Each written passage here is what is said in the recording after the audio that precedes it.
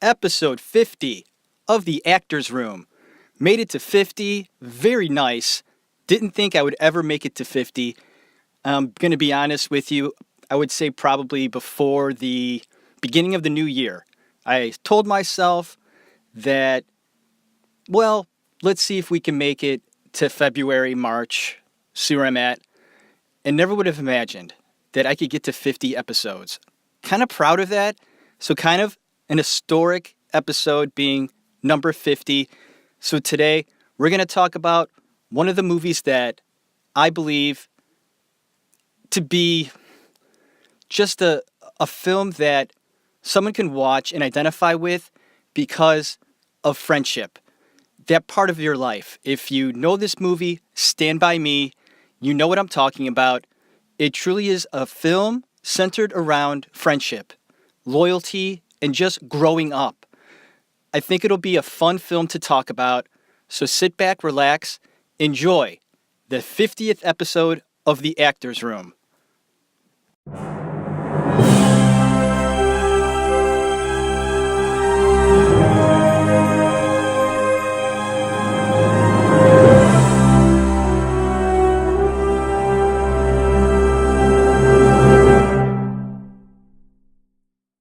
Stand By Me, 1986, directed by Rob Reiner, and just one gem of a film. The movie was based on a novella by Stephen King, and the name of that was The Body. I read it years ago, probably about 15 years ago. It's a little different from the movie, but you're going to get that. That's very common. And Stephen King has been known to write great books that turn into films. And this is one of the films that Stephen King actually liked. The rendition of the film transferred over well, he believed. Even the fact that Rob Reiner and his staff of people changed quite a bit of things in the film as opposed to the book. And when that happens, usually the novelist doesn't like it because, hey, you're fucking with his work. I wrote that because it worked. What are you doing messing with it? Rob Reiner did that. The director of Stand By Me took it and made it his own in several ways. But Stephen King, in the end, when he sat down to watch this movie for the very first time, Rob Reiner was nervous, knowing the history of Stephen King bashing on past projects that got done. For example, The Shining. Stephen King did not like that rendition at all from Stanley Kubrick. Made it known he did not like the casting, and he didn't like the way Stanley toyed with his work. But in this one, different story. Seemed that Rob Reiner knew what he was doing, gave it a lot of thought, and Stephen King agreed. And even when he changed things, he felt that the changes were actually for the better. Rob Reiner decided to call the movie, instead of The Body, he decided to call it something else. He was playing around with a few things, and the one thing he did know is that the song Stand By Me was definitely going to be in the movie and be a big part of the film. And he played around with it and finally said to himself, why not just call it Stand By Me? Seemed to work out very well. Everyone seemed to agree. And so there you go. Stand By Me it was called. And I just want to point this out also. All of the songs in this movie, most of them excellent. I love the older songs, 50s, 60s, love it. I loved every song on this soundtrack of this film. And they were all handpicked by Rob Reiner himself, all of his favorite songs growing up as a kid in the 1950s. The film is centered around the Richard Dreyfuss character, and he plays an older Gordy. He's now a writer, and he has decided to write about his life. And his film is centered around that. He's the narrator, and he was not the first actor to be chosen for this role. I guess the original actor, his name was David Duke, and it just wasn't working out. Rob Reiner felt that his voice just wasn't right, and even went through a few other actors before deciding to use Richard Dreyfuss. Now, Richard Dreyfuss and Rob Reiner grew up together. They went to the same high school, and they did many projects together in the past. Rob Reiner even calls him Rick Dreyfuss. I like that, Rick. He doesn't look like a Rick because, we all know him as Richard, but Rob Reiner calls him Rick. The 4 boy actors in this movie, they were perfectly cast. And I want to strongly point that out once again. The 4 main characters in this movie stand by me. River Phoenix is Chris Chambers. Cory Feldman is Teddy Duchamp. You have Jerry O'Connell. He played Vern. And of course you have Wil Weaton playing the main character, Gordy.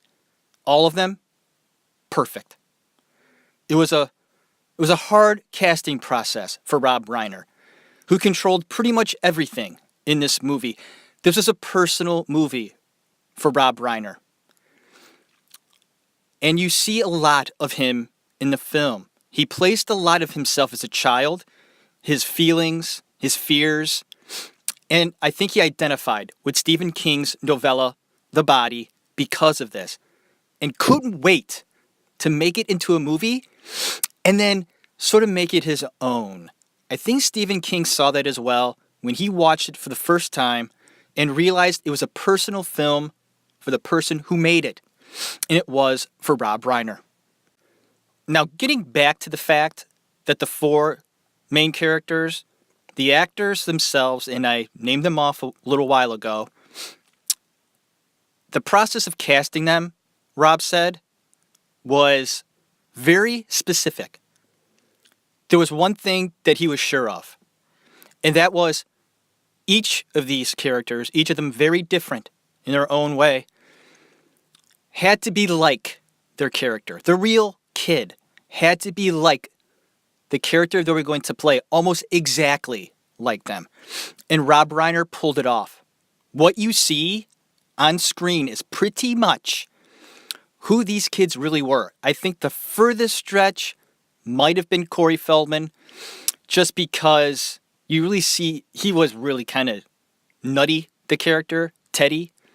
And although Cory Feldman at that time, when he was a kid, going through a lot, he was a showbiz kid. The actor that, out of all 4 of them, truly knew the business and it was acting for a while. Now, mind you, River Phoenix did do several projects before that, bouncing around from job to job. I highlight River Phoenix last year. If you want to take a listen to that episode, that is my most popular episode by far. It's truly incredible how many people loved River Phoenix. He stretched beyond, I can't even imagine, really. He seems to appeal to a lot of people. We'll get into his character and his acting a little later on, because I feel River Phoenix should be talked about in his acting to the highest degree. He was something special. And I highlight that in my former episode way back in the day. So if you want to take a listen to my most popular episode, it was a good episode, very emotional episode for me. Please go take a listen to it. Go down the list. He's down there in the teens, I think. One of my first ones. I did it right around the anniversary of his death, October 31st, right around Halloween. The first song we hear is Rockin' Robin. And I love this song on the piano. And I started playing the piano when I was 12, 13, sort of the age that these 4 boys are. The 4 boys in this movie, their ages are about 12, 13. That very vital age, right? Where you're going from, I think they were going from like 7th to 8th grade, or maybe 8th to 9th, I forget. I think it was 7th to 8th, going into like middle school or something. That's a big deal. You're finding out about yourself. And I remember I was learning how to play the piano.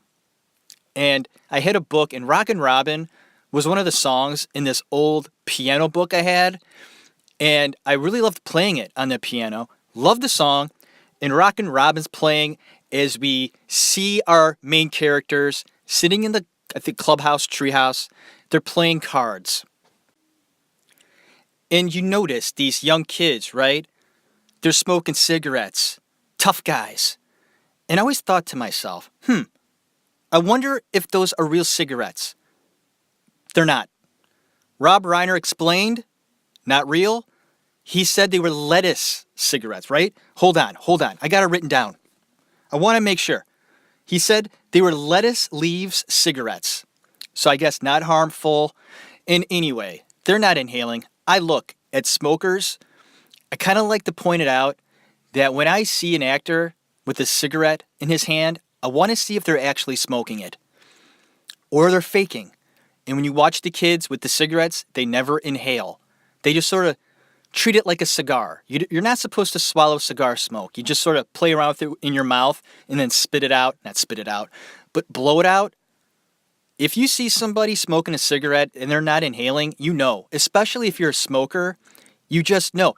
The way the smoke exits your mouth, okay, there's a distinct difference. When you inhale it, when it comes out, then say you're just put it in your mouth and then blow it out, it's completely different.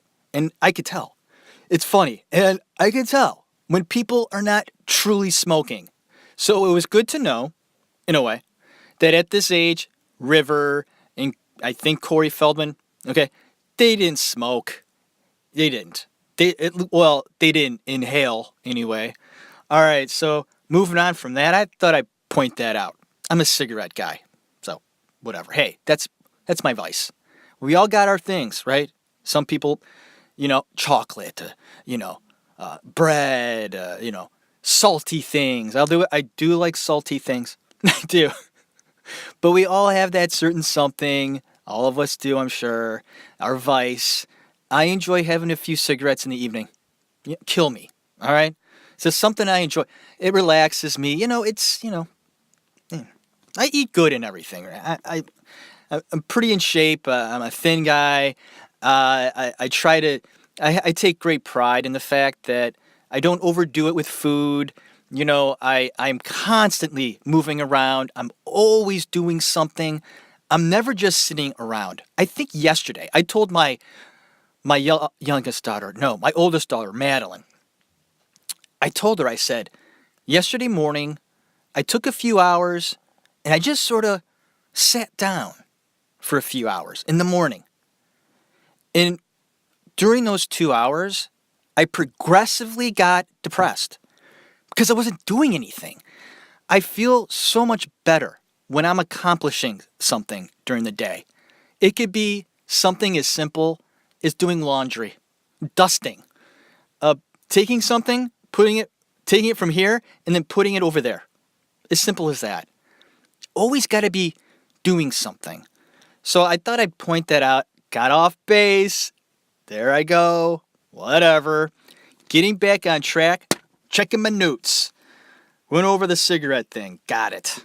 That's my vice. And that's how I, whatever. Hey, hopefully I'll kick it someday. I think I used to smoke a pack a day.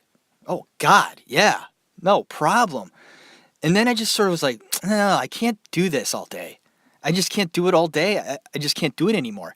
Made that decision about 10 years ago. And now I just, in the evening, as I unwind, I find I just got to have a cigarette.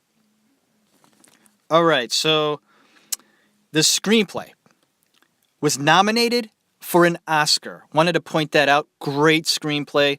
Rob Reiner had a big part in writing that screenplay. And he did have help from a few others. But most of that screenplay is Rob Reiner. Reiner chose Gordy's character to be the central theme. And in the book by Stephen King, he didn't really have one. But doing my research, I felt that Stephen King, I think he wanted Chris to be the main character. I think he felt him to be the most intriguing character, interesting character, and the one that would come out in the end as a hero. But Rob decided, and I think he decided on Gordy's character because I think he identified with him more. They're all 12 to 13-year-olds, I pointed that out already, and how that's a critical time in the life of a child, or person, period. This was indeed a personal film for Rob Reiner. He wanted to show separation from his famous father, and his father's name is Carl Reiner, and he is a very important director. The awful way, I want to note this. I want to note the awful way Gordy's parents treat him. And his dad is played by an actor called Marshall Bell, and he's good. Kind of really scary, kind of. Dad. He treats Gordy like garbage.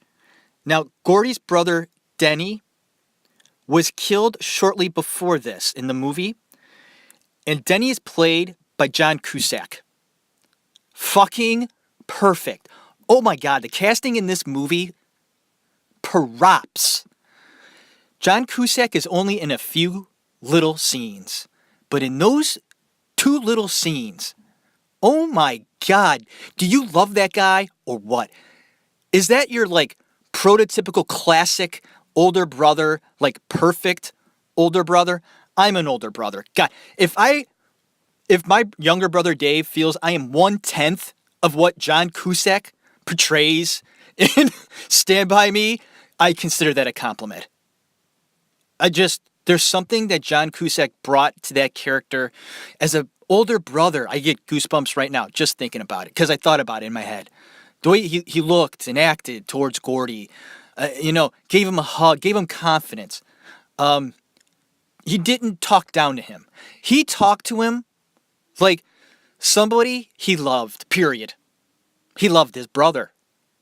So I wanted to point out that John Cusack, an actor, maybe a little underrated, because I think people don't realize just how good he really is, and he is. We'll get to him in a future episode. And Christopher Ramsey, a friend of ours, big fan of John Cusack. So maybe we'll try to get Chris. Maybe we'll get him into the episode somehow, like through Skype, or I'm going to try to look into that, try to make it happen. Having the 3 of us, my brother, me, and Chris, talk about John Cusack together, boy, that'd be a good time. So Chris, stay tuned. Because John really hasn't come up a lot in my episodes. He just hasn't. Some people seem to come up a lot, others do not. But looking forward to talking about John Cusack, and this performance he did in Stand By Me really stuck out to me as one of the things in the film that made it so special, didn't it? If you're a fan of Stand By Me, you know what I'm talking about. I note here River Phoenix's short hair and how I don't like it. The guy had fucking beautiful hair. What the hell are they doing? Cutting it. Well, you know what I think? This might be it. It probably isn't. But I'm going to throw this out there. His hair was so freaking cool. Sometimes that's all you looked at. So maybe that's why they decided to cut it short. Maybe he came into the film with his classic long, just freaking beautiful long hair that just fell perfect and everything. Oh, God. If there was one person I would want their hair, it would be his hair. Take a look at films that he did running on empty. Okay, Little Nikita. They even said, this is a true fucking story. The critics even said that in the film Little Nikita, the best thing about that movie was River's hair. I fucking swear to God. So, there you go. Maybe Rob's like, oh my God, that hair. I just can't stop looking at it. This is going to hurt the film. We're just going to have to cut it short. The only other movie that River's hair is short, I think, is the film where he plays a military guy. Dogfight. I think. He might have had his short when he was real little, but, I mean, here I am going on and on about hair. Go figure. The gun scene. The gun scene, is when Gordy's character, played by Wil Weaton, and River Phoenix are checking out the gun that River's character has taken from his dad. And Gordy's sort of aiming at the garbage can and asks River, is it loaded? And River's like, of course not. Who do you think I am? So Gordy pulls the trigger, and there it was loaded. And the look on those kids' faces looked pretty fucking real to me. They were like, holy shit! And they come running and everything. And you get to see like a little bit of a bond that was created by Rob Reiner. Now, Rob Reiner, the director of this film, of course, was in All in the Family with the Archie Bunker sitcom back in the 60s, definitely 70s. He was an actor first. So he knew the process of being an actor, doing it the right way. And working with kids on a film is difficult. So he went ahead, got the kids together a few weeks before filming started, did some acting classes with them, had them communicate with one another, just bum around together, get to know one another. This was essential. This had to be done. And these are young kids. He wanted to make sure they felt comfortable around one another and were able to sort of, get used to the fact, I'm going to pick up the ball when you drop it. He actually had them throw balls, like basketballs and footballs to each other as an exercise to get them engaged with one another and just throwing things back and forth because they'll be throwing dialogue back and forth. And then he gave them acting classes. Rob Reiner conducted acting classes. May have been the only acting class these kids ever did.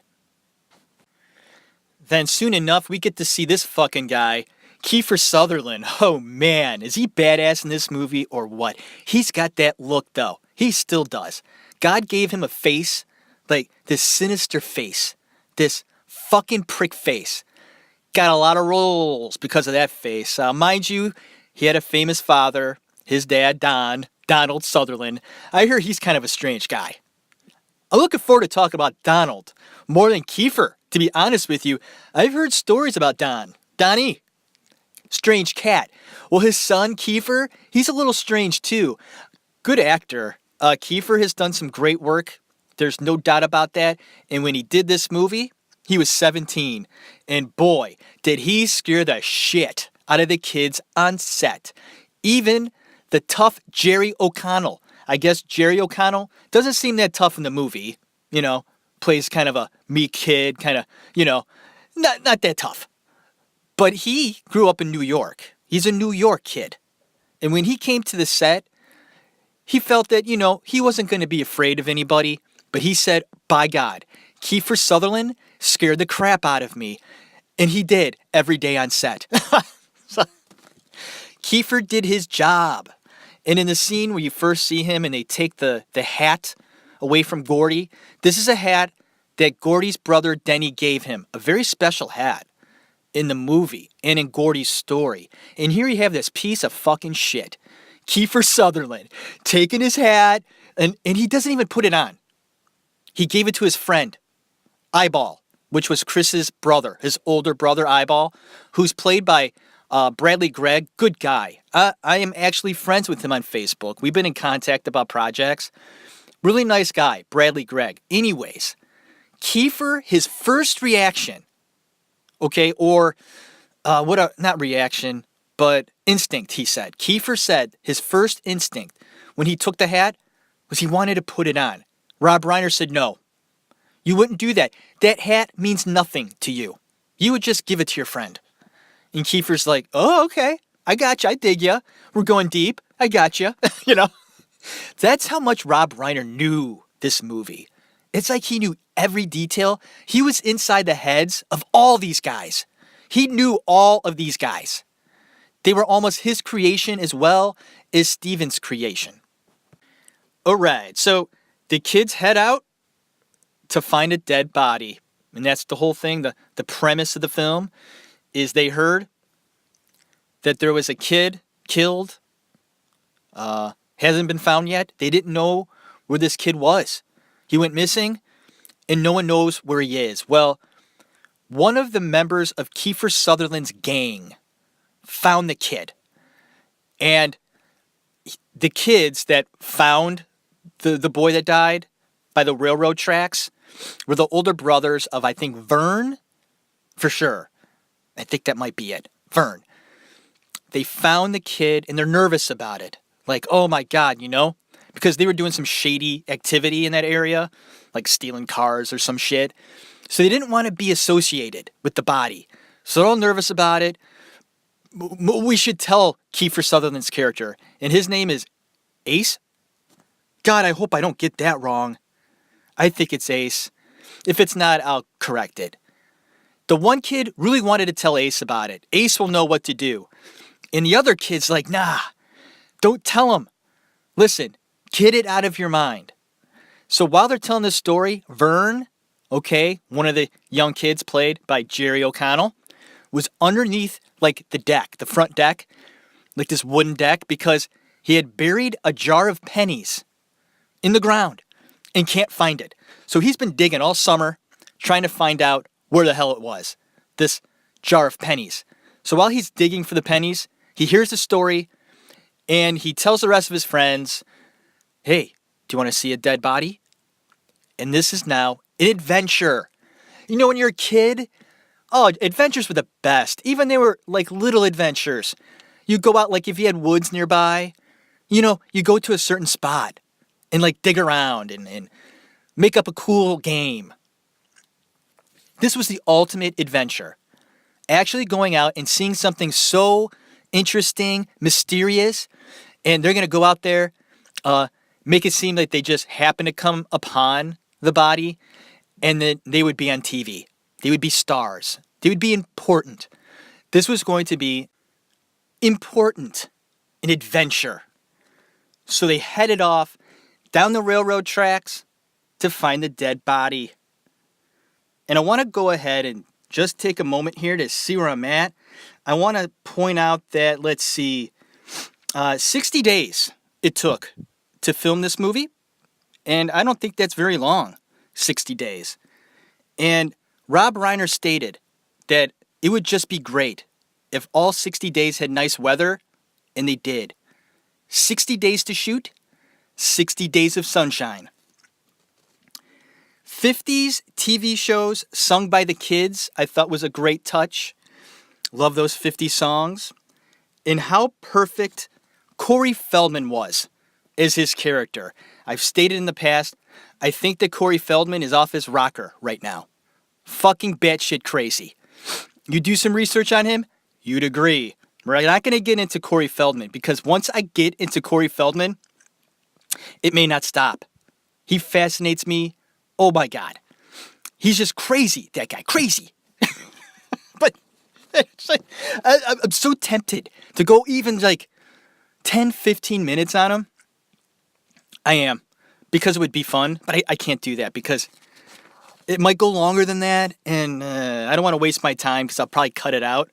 Because it doesn't really belong in this episode. I have plenty of time in the future to sit down and write an episode about Feldman. Okay, it'll happen, people. It'll be a lot of fun.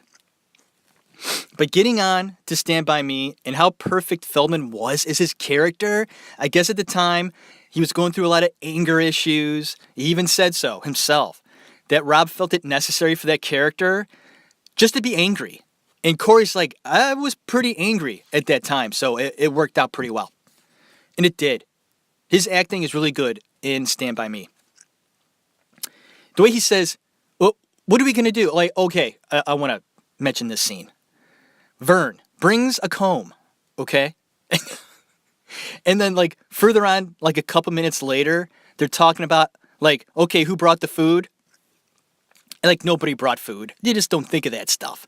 When you're 12, 13, you just don't think about the fact that, oh, by the way, we may actually get hungry, And Cory's like, what are we going to do? Eat our feet? The way he says that, it just stuck in my memory with that movie. What are we going to do? Eat our feet? Ugh, gross. I hope not. God, when you ever get to that point where you're eating your own feet? Ugh. The relationships in the film are perfect. The connections between the kids, it worked. What Rob did with them prior to filming, it seemed to have paid off, and you could see it in the progressions of the film, even in the very beginning. The train dodge scene is great. River Phoenix's acting is tremendous. The way he yells at Feldman, you get it. And Corey Feldman's like, I don't need no babysitter. And then River's like, you do too. And then they do that, let's skin it. They just been through like a little confrontation. Like when you're kids, you need that, are we cool? And they say it back then in the 50s. They would say, let's skin it, which means you shake hands on it. You slip them some skin. I mean, we even did that in the 80s a little bit. I think earlier in the movie they did pinky swear. No, in the 80s, I don't think I remember ever doing a pinky swear. Maybe in the 50s they did that, but in the 80s, guys didn't do pinky swears. Maybe the girls did pinky swears. I thought that was a little for guys to do a pinky swear. I'm sure Ace, like Kiefer Sutherland and his gang, I don't think they were doing any pinky swears. That would be weird. Hey, Eyeball, I'm sorry I hurt you the other day. I will never do it again. Are you sure? I'm positive. Pinky swear on it? Yes. Give me your pinky. Let me wrap it around mine. We'll say a little prayer. And then we kiss. Come on. Ugh, pinky swear. Ready. All right. Okay. Mailbox baseball. I've done this. Not too proud, but I've done it. It's a lot of fun. I don't recommend anybody to go out with a baseball bat and swing at mailboxes in the middle of the night. They were doing it in broad daylight. Me and my friends were not that brave. We did it in the dead of night where there was like nobody around.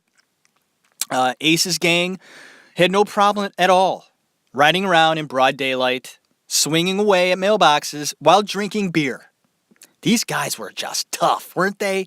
Swigging out of beer bottles, just destroying private property. It's illegal, folks. You get caught messing with somebody's mailbox, that's not good. That's like a federal offense. And when I was a teenager, I went out and did these things. I was stupid. I think I only did it once. And I remember my buddy, Dave. There were four of us. And he got a hold of like a really expensive looking one. Like some of these mailboxes, some people have your basic, boring, common mailbox. Other people put real thought into their mailbox. Well, this mailbox was nice. He fucking ripped it out, the mailbox. And he brought it into the car. We sped away. And you were laughing. Oh my God, that was great. Oh God, we were stoned. Oh, that was... After about 5 minutes of laughing, we look over and Dave, he was scared. Like reality hit him that here he was sitting in the back seat of the car. I was sitting right next to him. Okay. I look over to my right and he's sitting right next to me. And he was right in the middle of me and my other buddy, Dennis. And he looked worried. And we're all like, what is it? And he's like, you all have to touch this mailbox. I said, what? What do we have to do? He goes, I want all of you to put your hands on the fucking mailbox. So why do we have to do that, Dave? Because if I get in trouble, we're all getting in trouble.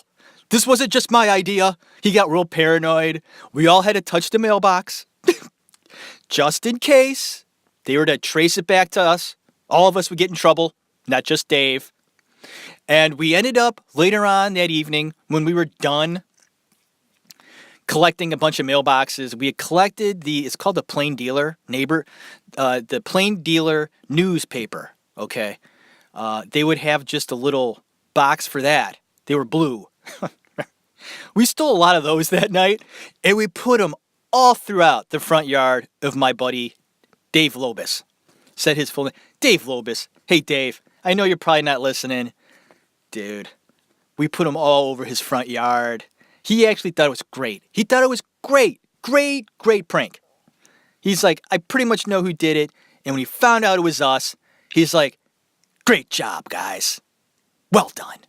Because Dave Lobus was definitely one of those kids that enjoyed having a good time, creating havoc, and just having fun. All right. Just wanted to point out the mailbox baseball and how much fun it really is, dangerous and illegal. It's illegal. I did something illegal back then. God, I hope like a cop's not listening and they like come to my house. Are you Jeff Tarowski? Yeah. We found your fingerprints on a mailbox destroyed. No, I didn't destroy it, sir. Oh, you just gave yourself away just then, you piece of shit. That's right. It wasn't destroyed. We have it in full construction. It was not destroyed. You just gave yourself away. You're going away for a long time, sir. That would suck if I got in trouble for something I did when I was 16. Just having a good time. Doing something really stupid. But anyways, moving on. Junkyard scene. And the dog Chopper. The story of Teddy, who is played by Feldman, being saved by Chris when he fell out of the tree. Significant part in the film. River Phoenix's character says that he even has nightmares or dreams about the fact that Teddy actually did fall in his dream, and all he got were a few of his hairs. And Teddy is just a crazy kid, and they sort of rehash that with one another. Here's a nice tidbit. When River Phoenix and Wil Weaton race in the junkyard, okay, Wil Weaton was much faster than River Phoenix in real life. And Will was like, how do I make myself not so fast? No.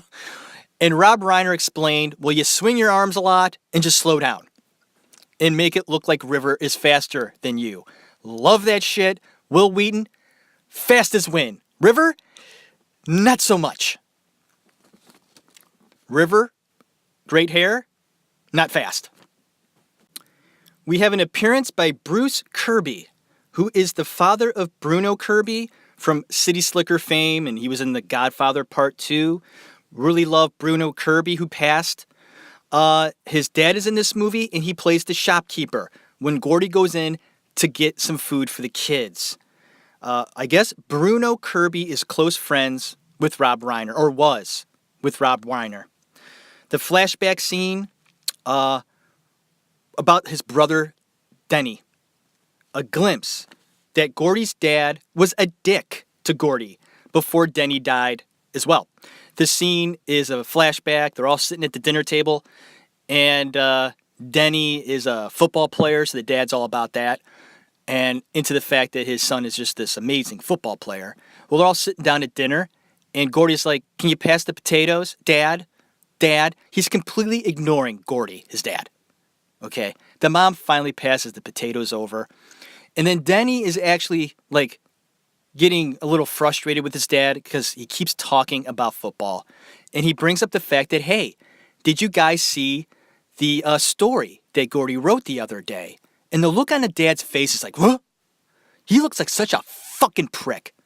Oh, I hate bad parents or shitty parents in any way. And Rob Reiner and the actor that played the dad, great job. I believe you. I hate you at that time.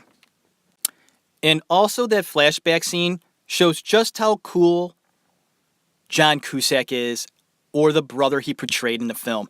He's just fucking cool. Am I right? I'm right. 100% right, by the way. It's no argument. It's no discussion. Gordy returns to Junkyard and gets chased by the dog Chopper. Chopper, sick balls, but Chopper is a little guy, a little dog, and the kids are amused at the fact that they have been scared of the stories about this big fucking dog, Chopper, in the junkyard, that if you ever fucked with Chopper, he would snack up your balls, rip them off, and have them for breakfast. Or you know what? Just a snack. But no, Chopper's this little guy. He's got his little tail flapping around. He's all waggy. He just wants to, get pet. And they're making fun of the dog. And the junkyard owner comes out. And he just starts ripping on all the kids. Especially Teddy, who plays, the Teddy character played by Corey Feldman. He lays into him, telling him his dad's nothing but a loony. And you get a great performance by Corey Feldman here. looked very real to me. Defending his dad. Even though his dad went through a lot in the war, World War II, Teddy states he stormed the beach at Normandy. He's a hero. Fuck you. He went out there and he did something important. It affected him greatly, and yes, he might be a little crazy now, but he did something brave. And you never want anything bad said about your dad or your mom. It's a direct insult to you as well. And Teddy defends him here. I note that the chemistry between the kids is astounding. Outstanding. The group acting, not easy for kids to do. That's why this movie worked, people. That's why it was a hit, a classic. It's because those 4 kids were truthful with one another on the set. They didn't lie to one another, okay? They kept it real. You got it. You got them, you got their performance, and you got their relationships. You fell in love with those guys, all of them, okay? Although you may have had a favorite, I think all those characters worked so well. And that's why I wanted to point out, I think that's why the movie worked. I really do. The lollipop sequence, when the lollipop song's playing, and they go, dun dun dun, and you do that. Perfectly done. Great part in the film. Although it's just a little thing, it's just one of those things in the movie that I enjoy. Touching scene with River and Wil Weaton. I highlighted this in my Phoenix episode, this scene, so please go back and listen to that episode. And I love when Gordy says, "Do you think I'm weird?" And then River responds, "Definitely." And then explains that, you know what? It doesn't matter because everybody's weird. Isn't that true? I think about that line a lot. When someone like Gordy's character reaches out and plainly asks, "Am I weird?" Because people think that about themselves. They know they're different because we're all individual people. We know the thoughts we have and just our little things about us that make us different. And we think to ourselves, do other people think I'm just normal weird or really weird? And Gordy's character asks about this. Am I weird? And then River says, yeah, of course you are, but everybody's weird. It's so true. Everybody's got a certain weirdness to them. Nobody's perfect, but that's what makes life so interesting. If we were all so perfect, that would suck, man. What would we talk about? Or what would we find interesting about other people? Because they're so different from us. We want to learn something about that's something different, that your friend has that you don't, or that you can learn from them. So I wanted to point that out in the film. Brilliant writing by Rob Reiner. A notable song played next is Buddy Holly, "Every Day." Perfect. Running from the train scene when they're on the rails and they decide to go across the bridge instead of going I think they said 5 miles down the road and then 5 miles back. That would take all day. So in 10 minutes, they can get to the same destination if they decide to cross the tracks, the bridge. And as they venture out there, I think to myself every time I watch the movie, why don't you move a little faster? It just looked like they took their time. I would be 2-timing it, 4-timing it, 10-timing it across that bridge. I mean, fucking Vern is on all fours. What the fuck is he doing? Get up. He even loses his precious little comb because of his stupid act of crossing that damn bridge like a dog. I get upset because they almost die. But it makes for great film, right? That's the point. All right? Because guess what? The fucking train's coming. Wil Weaton's like, "Train!" And the shot of those two, because River and Cory Feldman, they're way ahead because they're not morons and they went a little faster. So they were okay. But Gordy and Vern, they're running for their lives. And Rob Reiner will go on to explain that a lot of that footage was filmed on set in a studio, and a lot of the other stuff was done with doubles and things like that. But the main thing I want to point out about this scene and how it was such a big part of the movie, Rob Reiner wanted to make sure it looked pretty real. And in the early stages of filming this, the kids weren't taking it seriously. Rob was getting a little frustrated. And you got to understand, he's working with kids here. Not easy to do. He knew that. So he made a decision to be drastic. He went off on him. He explains this. His voice raised, and it raised loudly, directed towards all four of them, especially Gordy and Vern, Wil Weaton and Jerry O'Connell, to the point where they were frightened of Rob. And I think Rob was telling the kids, you better shape up. You are wasting our fucking time. All these other people behind me, all the cameramen and assistants, have better things to do with their time. You are wasting their time. Do it right. And he's just yelling at these kids. They woke up. The very next time they did the scene is the scene they used in the film. It worked.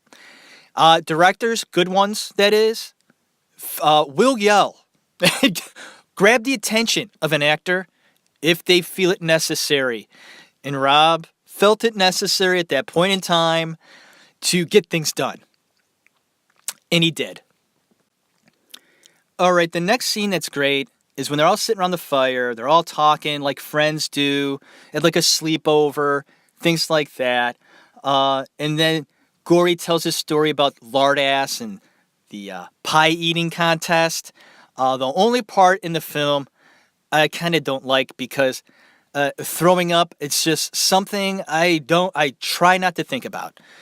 Nonetheless, see on screen people doing it.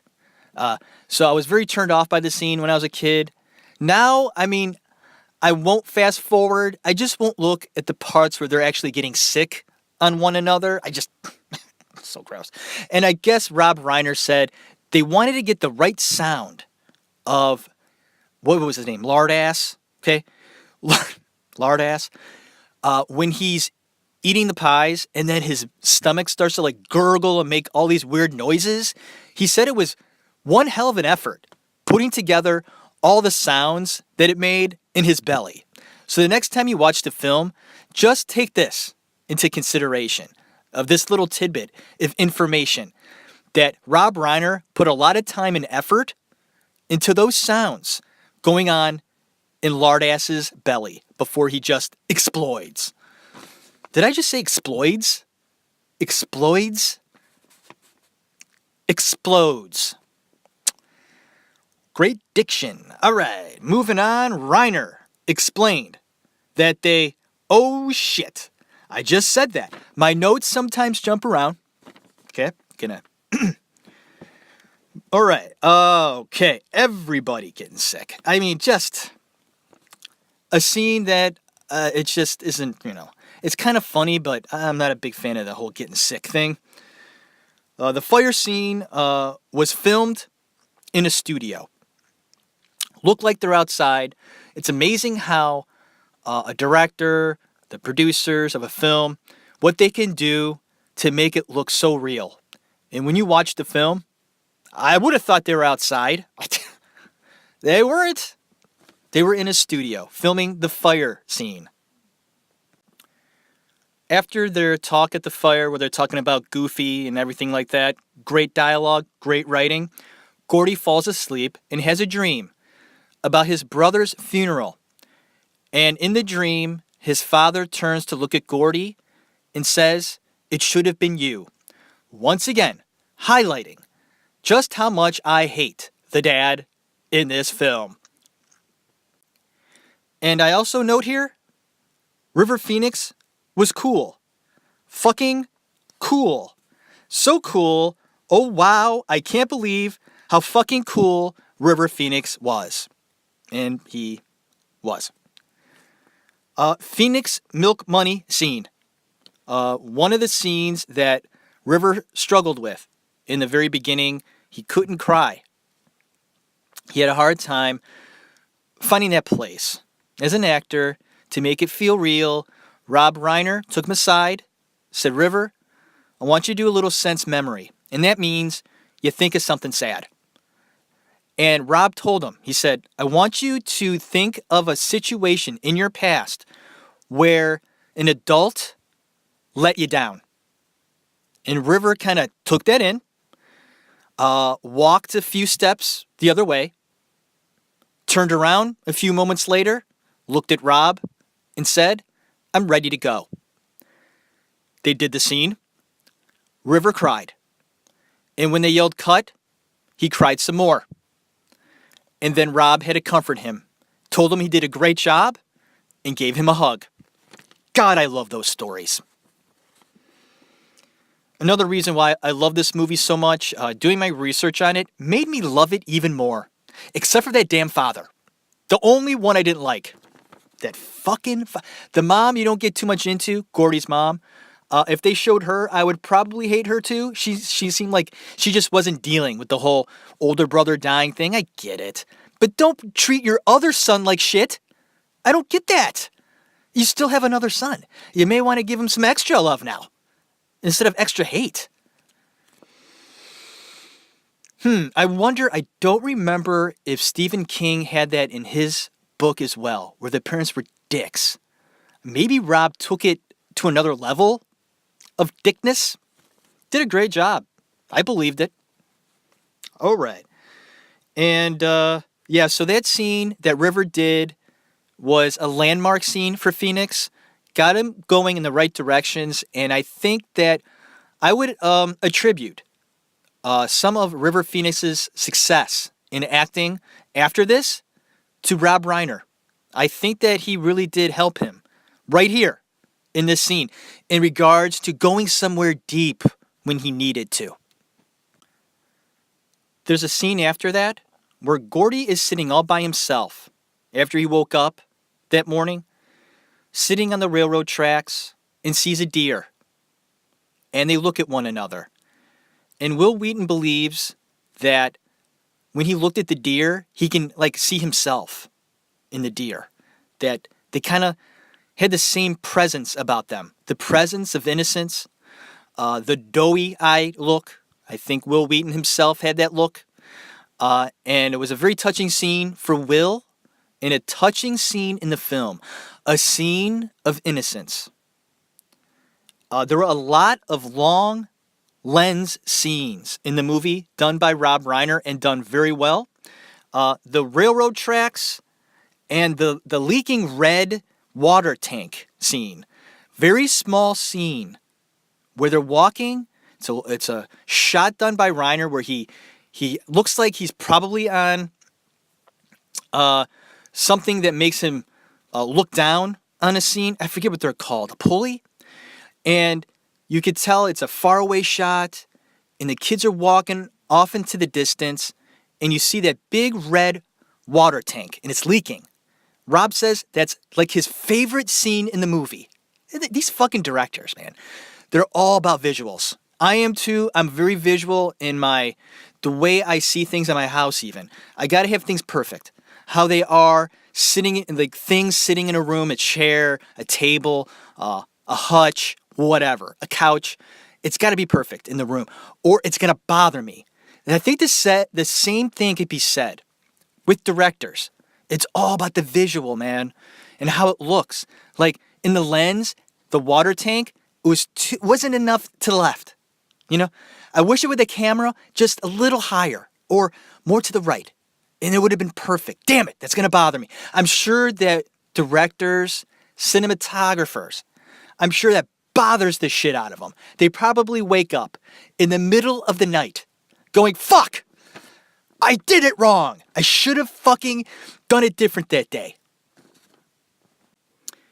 So now we have to reference Ace's gang. This is Kiefer Sutherland's gang, all right? They find out where the body is. I guess the friends, they just couldn't hold their secret anymore. They told Kiefer, he now knows they're going to go to the body. And they're thinking they're going to get a reward. They're going to be famous too. This is just great. So they all head out to the body as well. So now you're getting all set up for a confrontation. The other 4 boys are getting closer and closer to the body. They look over, and there's like a I don't want to say a creek, a stream, all right, between them and the other side. And they think to themselves, we could go through this, no problem. They poke some sticks down there. It's not too deep. And they go into this little creek, stream, whatever, and they, of course, just fall into the water. It's deep enough where they all get wet, and now they're completely drenched, and they're having fun with that idea, horsing around, giving each other noogies and sleeper holds, all that shit, and slowly realize, as they reach the other side, they're absolutely covered with leeches. A fascinating part in the movie, when they rip the leeches off of one another, you can actually see like red marks. Like they went so deep into this that they made like the production team made like little red marks on their bodies before putting the fake leeches on. Isn't that great? I love little stuff like that.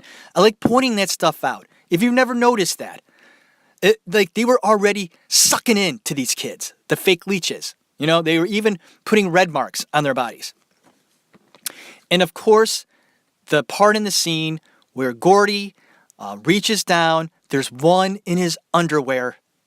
Oh, God, do I cringe every time I think about that. And he looks over and he's like, "Oh, Chris." And he reaches down. His little hand comes up with the leech. It's all bloody. And I think he does what probably most of us would do in that situation. He passed out. And one of the kids, Vern, says, "Oh my God, I've never met anybody that passed out before." And it's so true. Like, kids like that would say things like that all the time because they're 12 and they haven't seen much yet. I love it. The writing in this movie is so spot on. Like, Rob really delved into his childhood. Not easy to do. There are a lot of things you forget. He had vivid memories of his childhood. And I guess doing my research, I found out that this actually happened to Stephen King himself. This leeching thing, that happened to him and his buddies. They were all going into a stream, a creek, and they were infested with leeches. It's a true story. Even the thing where the leech was in his underwear. It actually happened. God. Poor kid. I'm not a big fan of blood. I want to put that out there. I'm afraid of my own blood. Blood is supposed to be in your body, not on the outside. It creeps me out. The song Yakety Yak is played by the Coasters. Love that song. Okay, so next up is Chicken Race between Kiefer Sutherland and his car and his friend's car. And this is a reference to Rebel Without a Cause and a great part in the movie. Kiefer Sutherland, of course, is more of a badass than his friend when he makes this big truck carrying lumber move out of his way instead of heading like head on with this other vehicle. Just a tough scene, and Kiefer is just cool. Cool. Kiefer gives his line, "I won." And then you see the other car and the other friends, and one of the friends says this: "You let him beat you, you cockknocker?" Cockknocker. I guess that's what they said back in the day in Stephen King's neighborhood. Cockknocker. I love it. Cockknocker. It just flows. All those hard consonants. Cockknocker. Cockknocker. I think I've said that too many times, and I apologize. Cockknocker. Finding the body. They found the body. The kids. Scene of this needed to have a windy feel to it, I guess. Rob Reiner wanted that whole scene windy. He felt it necessary. And guess what? That day, no wind at all. So they got their hands on all sorts of wind machines, so on and so forth. Even had stagehands behind bushes shaking them. That's how badly he wanted the scene done in a windy way. And he actually looked through the camera at one point and saw one of the bushes not moving correctly and made sure that the person behind that bush was doing it the right way. The dude was specific and wanted it done just right. Now, the dead body of the kid that they found, where they kind of reveal what the kid looks like, I always felt the kid looked like he was 40 years old or 35. He just looked too old. He didn't look like a kid. I don't know. I'm wondering if others feel that way. When they revealed what the kid looked like, I was so disappointed. He looked like a 35-year-old janitor. It didn't look like a kid at all. At all. Like, what? You found the wrong body. You keep looking. That's not him. That's some fucking lumberjack that died cutting down a tree. He, made it fall the wrong way. It fell on him. And no, keep looking. That's not the kid. All right. Okay. Moving on. Reiner wrote the next scene in the film where Gordy breaks down. Gordy thinks his dad hates him, and he's probably right. By the look, the way they portray the dad, yeah, Gordy, he hates you. He hates you to death. He wants you out of the house as soon as possible. Leave. Gordy knows it too. Breaks down, cries. So sad. And River tells him he doesn't hate you. He just doesn't know you. He doesn't know you yet. And I think to myself, because Rob Reiner wrote this scene, did Reiner think his dad didn't like him? When he was a kid? I'm thinking he didn't think it his dad liked him when he was a kid. So sad, man. Then Kiefer shows up. Here we go. Here comes Dickhead and his gang of other little dickheads. They want the kid. They want to find this dead kid. This poor dead kid, right? Jeez. So the standoff is happening between the young and the old. Chris, who is played by Phoenix, confronts Kiefer, and Chris's brother, Eyeball, who's played by Bradley Gregg, actually looks concerned that Ace will actually hurt his brother. Chris was supposed to be the one yielding the gun at the end, not Gordy. That's the way it's in the book. Reiner decided this would be changed and decided on Gordy being the one holding the gun. He wanted to be the hero, Reiner. He saw himself in Gordy, and he wanted to be the one holding the gun. Stephen's reaction to this change was positive. Stephen King, he liked the change and felt, hey, it makes sense. I wanted Chris to have the gun. I wrote Chris as having the gun in my book, Rob. You did read that, right? But it actually works with Gordy as well. And that decision proved to be a good one, I thought. Gordy having the gun makes sense to me, and I think that Rob's choice was the better one. So anyway, it works. Gordy's tough enough with the gun and pointing it at Kiefer and actually says this to him. And I think this is why Kiefer left. Listen to what he says. He says, "Suck my fat one, you cheap dime store hood." And that was enough for Kiefer. He's like, whoa, man. All right, you mean fucking business. I'm getting the fuck out. But you better be looking behind your backs. We're going to get you back. And I like River's like, oh, you might, or you might not. He's like, oh, we will. Such great. I love the reactions off of all the kids. They work so well off of one another. All the kids being, afraid of Kiefer in real life. Like, oh my God, this guy's going to freaking hurt me. Just good stuff. And the kids, they realize that they're not going to go ahead and get fame for this. And they're going to do the right thing. They're going to cover the body and make an anonymous phone call on where the kid is. It shouldn't be about them.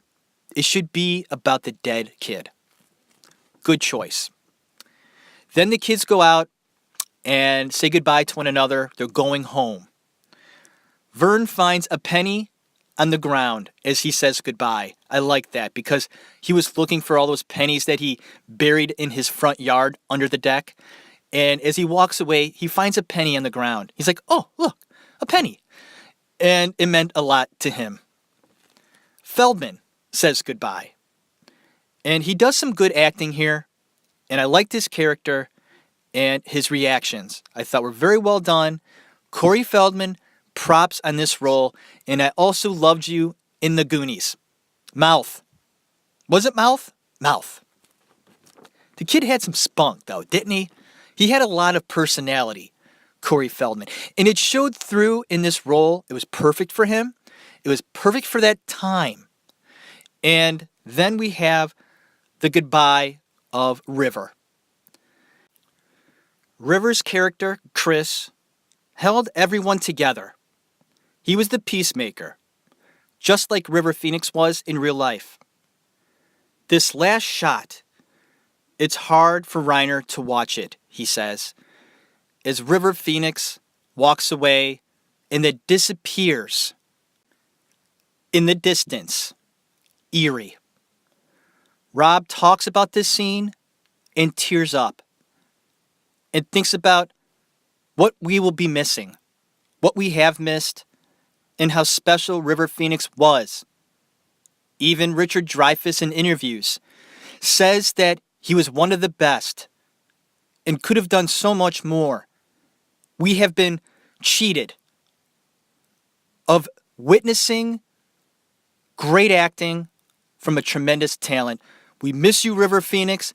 Thank you for making Chris Chambers such a great character. Thank you, Wil Weaton, who does a lot of reading of books. That these audiobooks, my wife listens to a lot of audiobooks that Wil Weaton will narrate. Is that cool or what? Thank you, Wil Weaton, for making Gordy just an intriguing character in the simple fact of how innocent he is, in a way.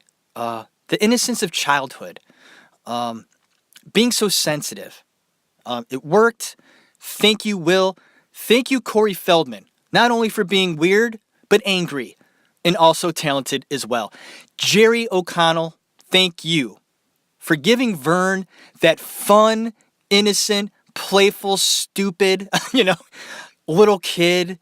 And I loved when you just beat on Corey Feldman. That was fun to watch because Corey was punching you through the whole movie and you finally had enough and just wailed on him. Well done. Great film. Reminds me of my childhood.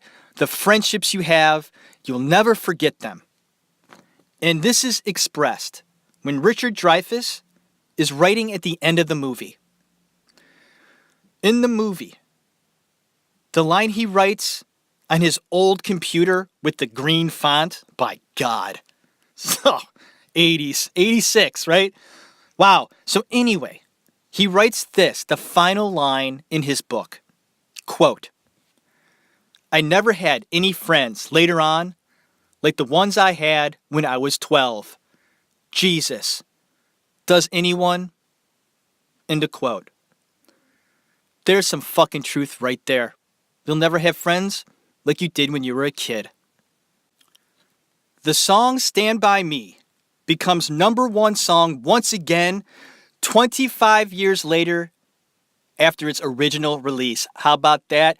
The movie was so big that people started listening to the song again. Such a great song, and it became #1 again in 1986. Thank you so much for listening to The Actors Room, highlighting the film Stand By Me, 1986, directed by Rob Reiner. Great film. I love this episode of the podcast. There was going to be an actor my brother and I were going to do this week. I was on vacation this week. You know what's strange? I was busier this week on vacation than I usually am working. Just because I was doing a lot of stuff around the house and I didn't have time to really dive into the actor we will be doing next week. I'm going to do some more research on him. I've already dived into him, and I'm not going to reveal who it is. You'll find out next week. It'll be a lot of fun talking about him. My brother and I will collaborate next week. So I hope you enjoyed this episode of The Actors Room. Stand By Me. I had a lot of fun doing it, and I hope you have a great day, a great evening. Enjoy yourself. All right? Put in that movie tonight. One that makes you feel happy or one that makes you feel sad. Sometimes you just want to have a good cry. What's wrong with that? Nothing. Sometimes you want to feel afraid, so you put a scary movie in. Sometimes you want to feel like, on the edge of your seat, a suspense film, It all depends on what you're in the mood for. So, hey, you know what? Go ahead and put in that movie what you want to watch on that night. Enjoy yourself. Pour yourself a drink or 2 or 3, whatever it takes for you to enjoy the evening. Take a load off, right? It's been a week, or it is in the middle of the week. You need a break or something. Treat yourself. You deserve it. All right. God bless you, everyone. Have a good one.